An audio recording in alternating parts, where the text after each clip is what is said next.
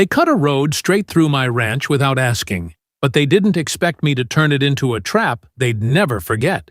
Before I start, tell me in the comments, where are you watching from? It started as a small inconvenience, the kind you never expect to turn into a full-blown conflict.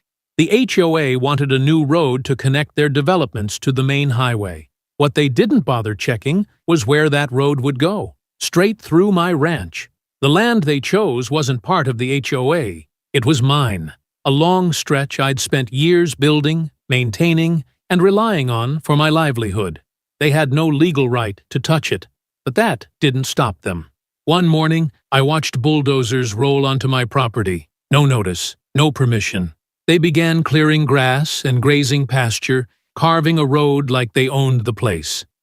The HOA had decided my land would make a convenient shortcut, and they were going to take it whether I agreed or not. I was furious. This wasn't just dirt to me, it was my ranch. But instead of arguing or calling a lawyer right away, I stayed quiet. I let them finish. The road was rough and jagged, but wide enough for trucks. They fully expected to start using it immediately. That's when my plan began.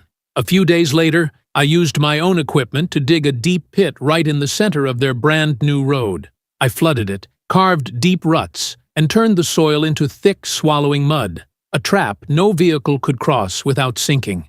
The next morning, the HOA trucks rolled in, proud of their new shortcut. The first vehicle hit the mud and stopped cold. Then another, then another. One by one, they sank deeper, wheels spinning, drivers scrambling. I stood at the edge of my property and watched. Soon, my phone rang. Karen, the HOA president, was yelling, "You can't do this! We need access!"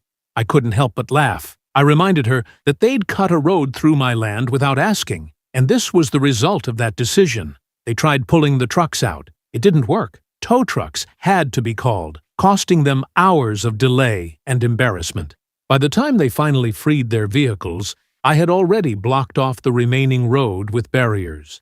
That day, the HOA learned something important.